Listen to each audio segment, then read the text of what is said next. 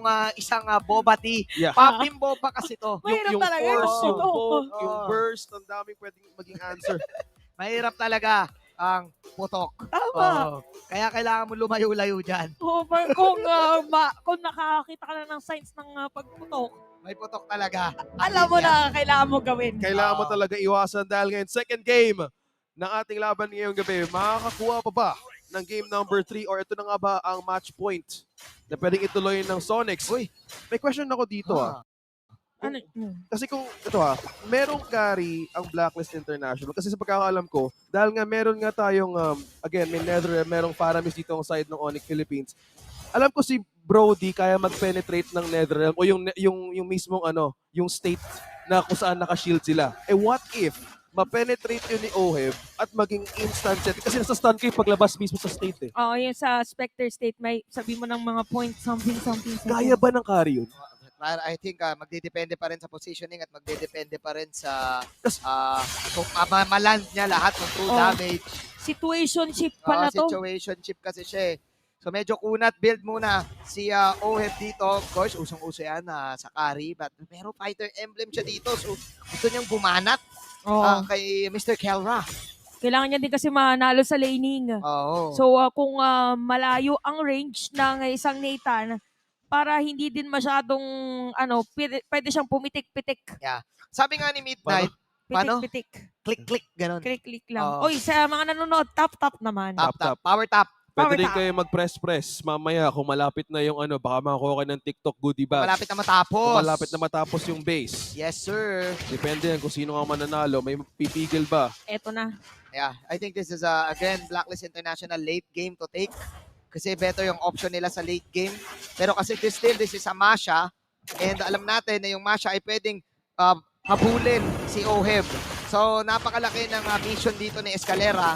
Kung habulan lang ang usapan, habulin ka niya, may jeep yan si Kuya Escalera. Oo, Ayun, yung, nakita natin yun. may sarili pala siyang takbo or ruta. Pero ito makikita natin sa mga pinipigilan na agad dito ni Escalera at sa Rihanchi. Ginamit na yung flicker. By the way, Minotaur is hindi pa. Edward. Level 3, nakikita natin Brave Uy! Fighter pa rito kay Kinay! Edward. Pero kinain pa Grabe! lang Jonas, welcome. Pero si Super Prince, so makakakuha din ng pagong. Pero paggamit doon ng Netherrealm, habang si King ko halos wala buhay, pero hinahanap pa rin ni Edward. Uy! Mabigyan pa ba talaga? Sensui ay mo first blood doon. Pero si Edward, Wow! nilapitan ng mga kalaan.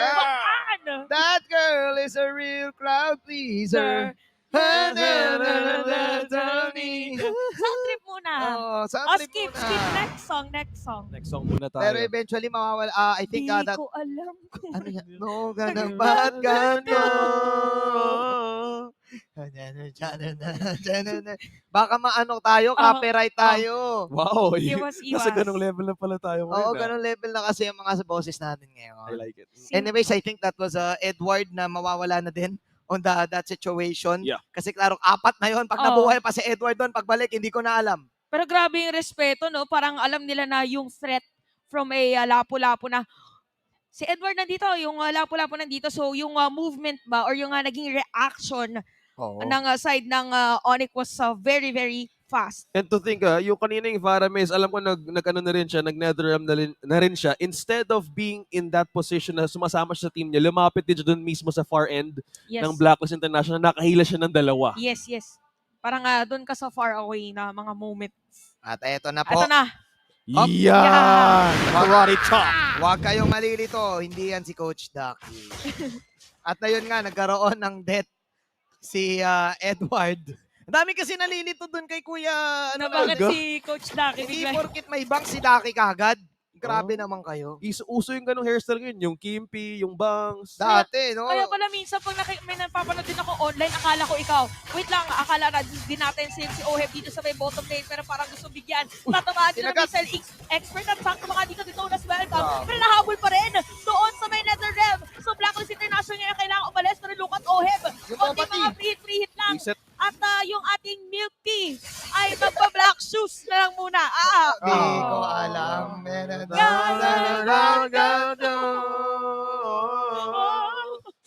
Ang puso ko. Baka sayaw-sayaw ko makapiright sa ka. likod. May Ay, sorry. sumasayaw. May sumasayaw. Nadadamay sa sayo. Wag ka. Guys, Kailangan natin mag-update ng meta natin. Kung gusto mong sumayaw, go lang. Sumayaw lang kayo dyan. Napapanood kayo sa buong mundo. Yan. Ito, Oo. kasi nga binibigay namin ang definition of This is pure entertainment. Yes. At its finest. Lahat Yes! ng pwede namin ipakitang lakas sa buong mundo dito Oo. manggagaling. Prime time MLBB ba naman tayo? Time check. Anong oras? Kasi nga, kung 4 p.m. MPL na, 9:09 MPL MPL pa pa rin. rin. 9:09 MPL pa rin. Lagyan, 9:09 MPL MPL pa. pa rin. 9:09 MPL pa. 9:09. Yan, ganun kasi yun. Ay, kaso 9:10 na. Okay na yan. Okay na yan. Okay na. Goods na. Goods na yun. Goods na. Goods na yun. Masyado ka naman sensitive sa oras. Oh, hindi. Kaka-time lang kasi. Yan. Kaka-time lang. Masaya naman kasi dito natin nakikita yung mga ganitong klaseng labanan eh. Yung mga ganitong klaseng labanan, Kuya Manjin, ito yung mga babantayan natin ng especially pag Ayan na naman. Saturday. Ayan na. Ayan na. Hatiin mo. At huwag kayong malilito dahil hindi yan si Coach Ducky. Once again, Parang pinapaalala po namin. Spill na eh, no? Parang nakadikit na. Ito, bumalik na ulit. Oh! Walang naging Walang casualty. nabuhay si Yue Bobati. Oo, nakapag-refill. Nakapag-popping boba. Nakapag-popping boba. Popping bobas in the air. Like a blizzard. Like a blizzard. Wow. Wow, Dami mong baon talaga Hindi siya ngayon. yung lyrics niya yun. So, di mo naabutin na Hindi pagkakita. kasi, Naabutan ko yun. Like a G6. oo. Shoutout pala Kaya- sa mga G6 natin dyan. Na Sige nang mag-update kayo sa mga friends nyo. sa mga GC, no? Yan. Again, better ang survivability kasi ng Blacklist dito. Unlike kanina ng Beniti class sila, wala yung element ngayon of surprise eh sa side ng Onyx. Mas balance. Unless sobrang lupit ni Kuya Escalera. Tipong mag-split push, kumalpot, mag-circle barrage. Lahat ng mga pwedeng gamitin, no? Pag nagkataon. Oo. O, pero makikita natin yun na mag-secure na lang muna ng purple buff dito at better start actually para dito sa side ng Blacklist International for Onyx. Siguro fully aware din sila of the threat if ever na pumasok sila anytime. Ganda hindi gumalaw si Haji. Na alam niya pwede siyang bumanda sa missile expert eh. Oo. One thing to note as well, Escalera. Hop! Ayan na nga sa taas. May laban nga dito sa Turtle. Sinubukan mag-bush check. Ano lang muna, pokes lang muna. Pokes Pero lang mapapansin nyo, Blacklist International, 5 players Oo. ang nandito sa may Turtle Pit. And for Onyx naman, eto na, tumatakbo na si Escalera. Aabot ako dyan! Abo niya, mabilis siya. Runner Oo, yan eh. Tinan mo, Running biglang- man. Athletic. Naku, si Huwing ala dito. Babati! Gamitin na yung black shoes niya. Ay! At meron pa nga dito, Titonas welcome. Penalty zone, ginamit na rin ni Chem. At si Oheb, pinagamit ng mga blades para si Edward makukuha nila. Tapos na dito ang Nether Realm ng Paminowas Fury. Chem is gonna be down. At meron pa knock-up doon sa defense. Oh! Razor shot. Benga Sa ka, Bert? kamalinis si Sensui. Tapos medyo merong alam ko. Against Kelra, pero ang sakit ng Habol. Nathan. Grabe yung theory of everything. First kill, wala siyang first kill doon. Pero N2P. nakapag-pre-hit yung dalawang marksman natin doon. Si Oheb, nilalabas niya yung mga fidget spinner. Peng, peng, peng, peng, peng. Tapos si Kelra naman, may mga fidget spinner din. At ching, ching, ching, ching, ching. Ganon yung nangyari. Makaikot man na nakabata ni Sensui. Hop! Sila makakuha. Napadaan lang nakakuha pa dito ng Turtle. Say it with us! Sensui Instincts! The man of steel does it again. Once again, dash in, tusok retry. Ginawa na naman. Grabe, Hindi parang man sa Nolan, ginawa na rin na sa Fredrin. grabe si Sensui mag-dance revo. Ang dami nangyaring TikTok. Hindi ko na talaga alam ba't nagkaganto. Pero mabalik tayo sa laban. Totoo naman kasi, nung moment na yun, yung teammates niya nagdurugo. Kaya nga, to the point na nakuha niya eh. Galing, At saka ang dami nangyaring na, biruin mo, yung mga ganong klaseng galawan, hindi mo matuturo yun. Sensui Instincts lang yun eh. Sabi kasi doon sa isang keys to victory, Ano? Ano micro. sabi? Ano sabi? Basta yung keyword ay micro. Microplays. Microplay. So, yung mga kailangan ganun. nilang microhin yung mga kalaban. Well, technically, parang ganun din naman ginawa kanina ng Onyx ng game number 1. Ganun rin ginagawa ngayon ng Blacklist International against Onyx for this game number 2. A better start at nakakuha din sa ng Torres sa baba at sa taas. Ang nakuha din sa Black Nash isang depensa lang dun sa baba. Masakit na si Kuya Moohe ba? Naka ano na, DHS with the golden stop.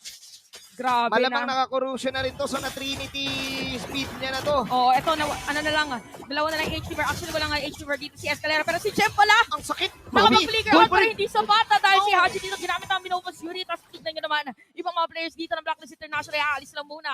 And for Onyx, kayo parang inaantay nila yung perfect setup. Inaantay nila yung pwedeng aggressive play. Galing dito, sana kay Jem. Yup.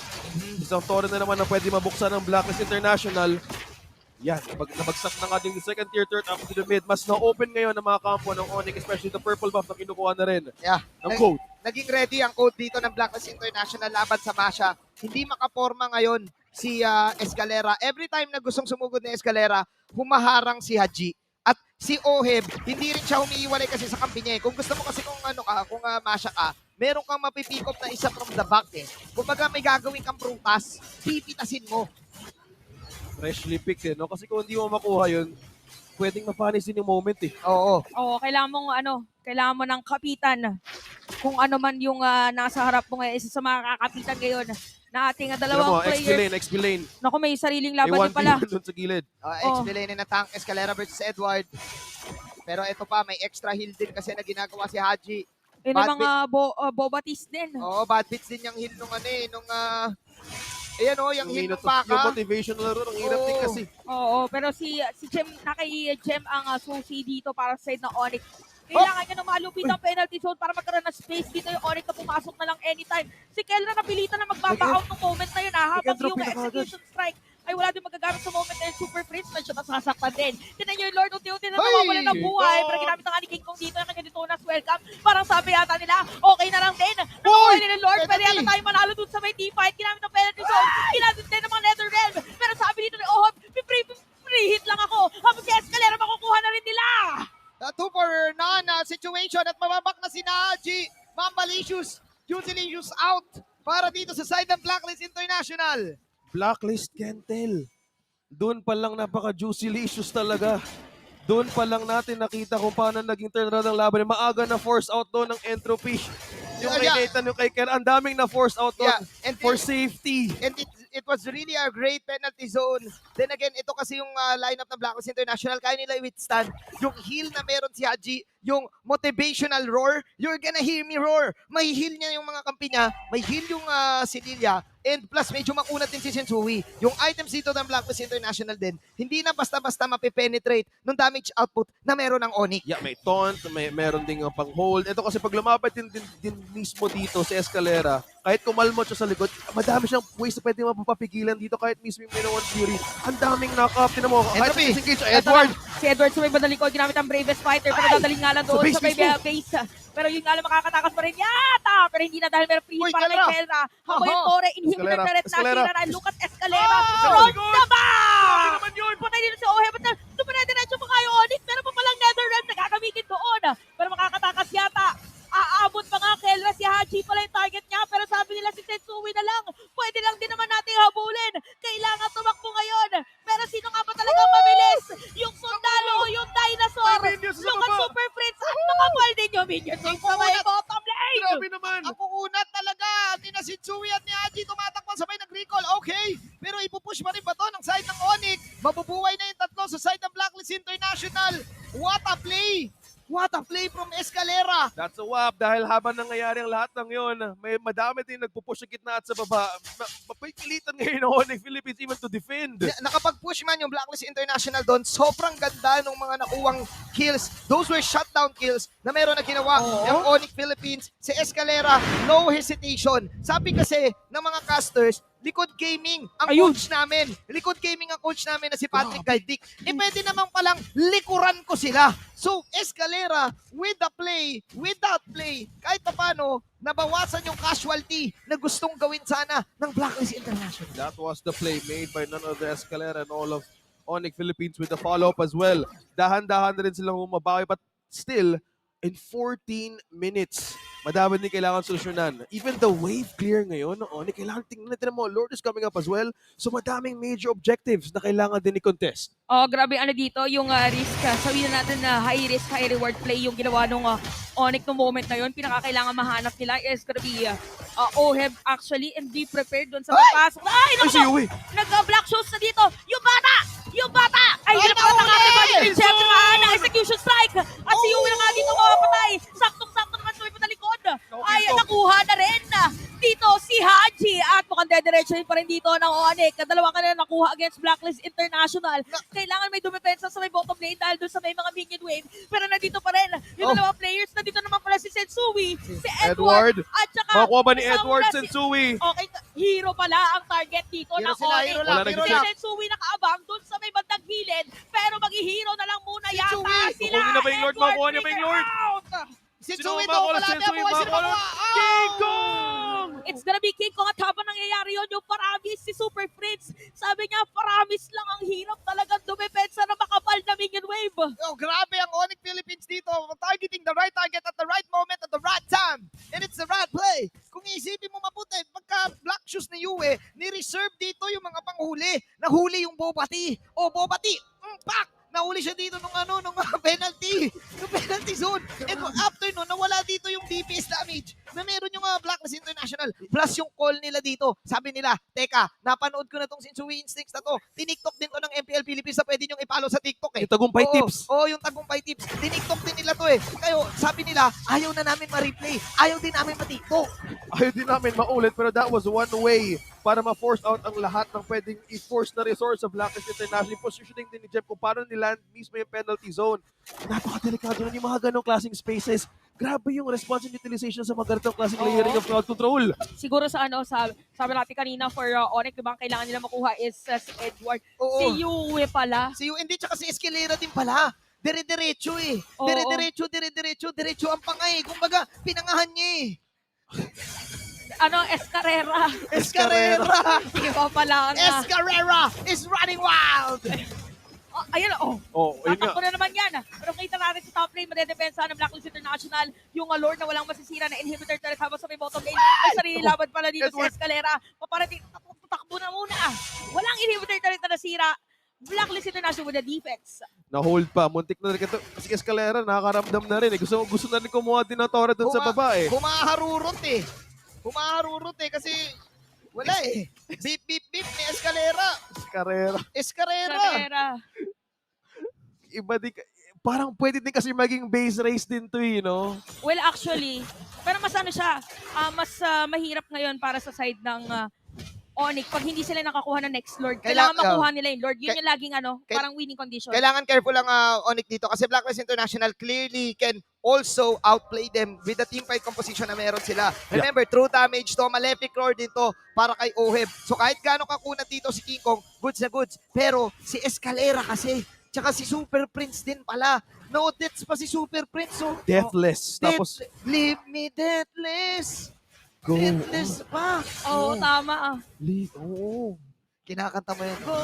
Kinakanta mo sa Tinatry karaoke ko. yan. No? Ay, hindi. Ikaw na.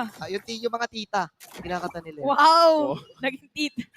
Eh, sa bagay, tita naman talaga ako sa totoong buhay. Oh. Deathless, pare. Ayan, eto na. Grabe. Eto na. Mukhang hindi yata magiging deathless ang next natin na Ang possible team fight. tanong paano mag-go on? Kailangan nilang i-leave na breathless Ayun. yung kalaban nila. Kailangan maging ready ang Blacklist International sa Ito mga na yung Lord na Escalera. pinag-usapan natin kanina. This will make or break the game. Onyx Philippines sa diretso ba or makukuha ba dito ni Sensui mismo ulit yung major objective? Kasi dito pa pwedeng ulit mabaliktad. Oh, Yung ganitong One Lord. klaseng kalamangan. One Lord. Lord lang talaga ang inaantay dito ng ating dalawang kupunan. Actually, for Onyx dito, parang inaantay nila muna si Escalera Yeah.